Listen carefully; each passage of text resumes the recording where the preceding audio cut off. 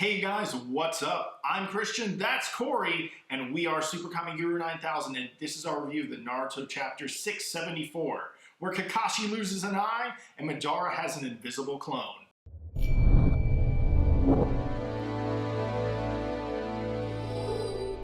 Okay, so first of all, with this chapter, I would like to say there was a lot of content.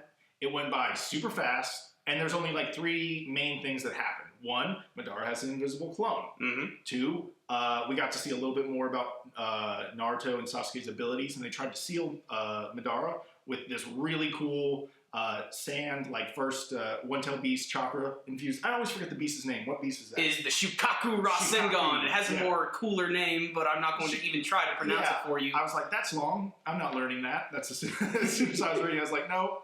And but yeah, there was that part, and then obviously the last part is Kakashi loses his Sharingan to Madara, which is huge, which they kind of happened so fast. You're like, wait a second, you know what you just did to this series? And Madara warps over to Obito's dimension and is about to like stab him right at the end. So what did you think of this chapter, Corey?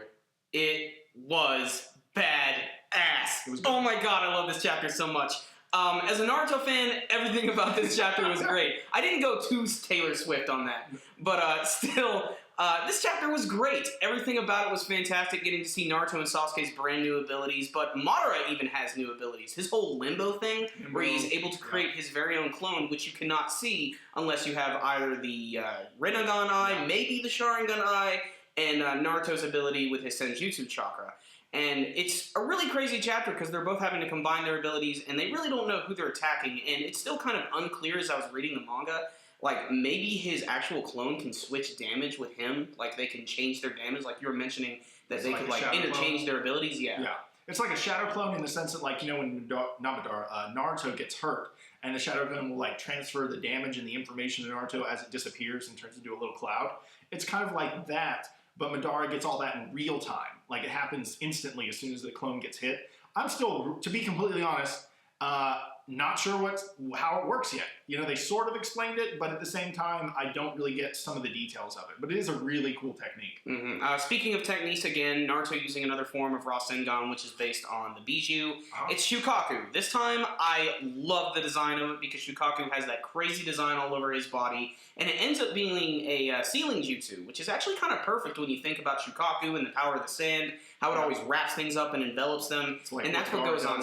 Dara is like a sealing guy. Exactly, and it just goes perfect with that whole theme, and I love the panel where both Naruto and Sasuke are attacking Madara at the same time from both different sides. And this is where that part at the end really starts to get kind of crazy. But what I loved about the scene, and it started me thinking about it, remember when Naruto and Sasuke were fighting at the Valley of the End, and they both did their Chidori and the Rasengan, and they hit each other, and it created like that big, like weird black ball thing? Yeah. I think that might actually come into play in this battle now that I see this. Like, that could be like a way of defeating Madara. Like, that could be like some super ultra secret like sealing technique that they haven't really achieved yet, and I thought maybe that was going to happen when they both connected at the same time. Mm-hmm. But this is when Madara tricked them, and they ended up just attacking the clone.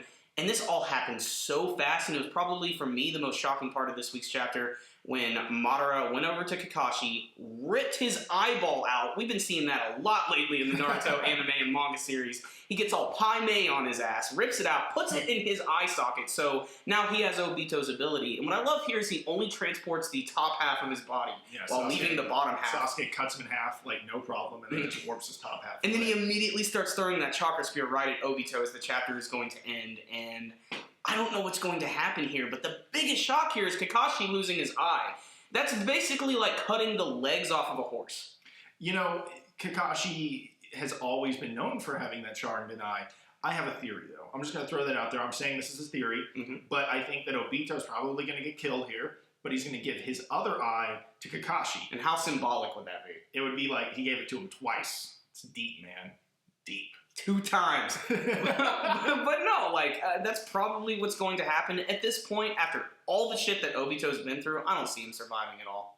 I think he just has to keep doing the whole, I'm going to sacrifice myself for everyone to confirm he's a good guy. That's going to happen a few more times. And then he's probably going to die or do something, you know. But we haven't really talked about the whole Sakura and Obito conversation. Because Obito really wanted Sakura to, like, destroy the eye. the Rinnegan eye, because he was just like, let's get rid of this, because Madara's got to figure out a way to show up. And then, he does 5 minutes later, and Black Zetsu's still there. Obviously, Black Zetsu can't, do anything, because he's stuck in this dimension, so he can't, go into the ground and then show up in another dimension. But, definitely a good chapter. What would you say rating-wise on this one? I love this one. I'm a little biased because I love action and I'm a Naruto fan, and this pretty much gave me everything this week.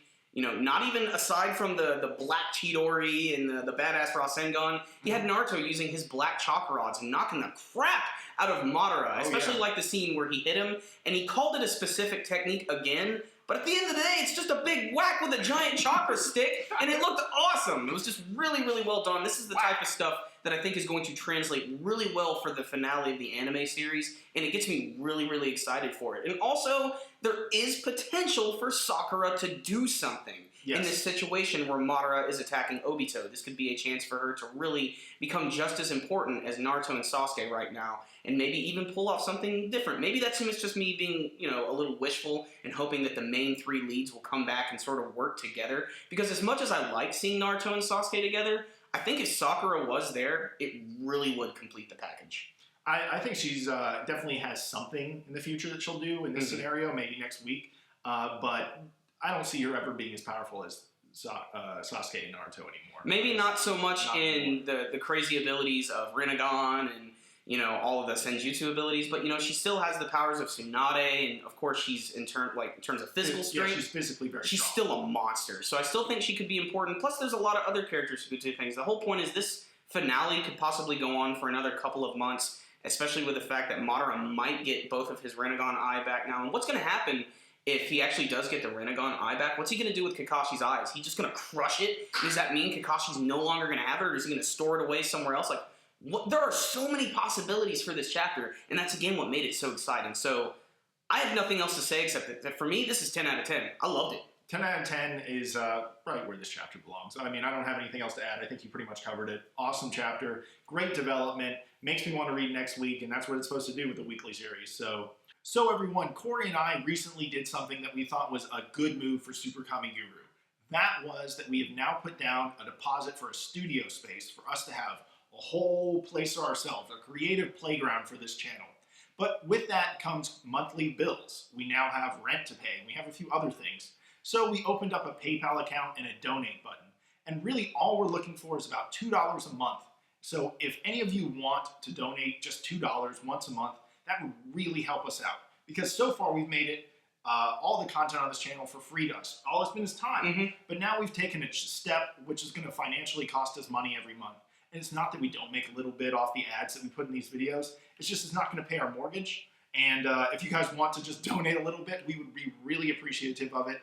And if you don't feel any pressure. We're not here begging for money. All we really want to do is let you know that that opportunity is out there.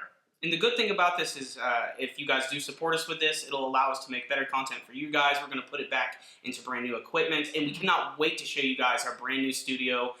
It's going to take us a little bit longer to get it all fixed up, but when we do, we will show it off to you guys. It's going to be really exciting because we have a lot of other cool video projects in line with that. Yeah, like we really want to start a podcast. That's something we're really serious about doing, and we think that our studio space is going to be ready in about 2 months. So nothing else is going to change about this channel, though. Maybe our backdrop is going to be different. Maybe we're going to do more videos at our studio instead of here. But that's about it. So if you want to help support our channel, please make sure and donate to our channel. And again, I don't think we need any more than $2 here and there from you guys. That'd be great.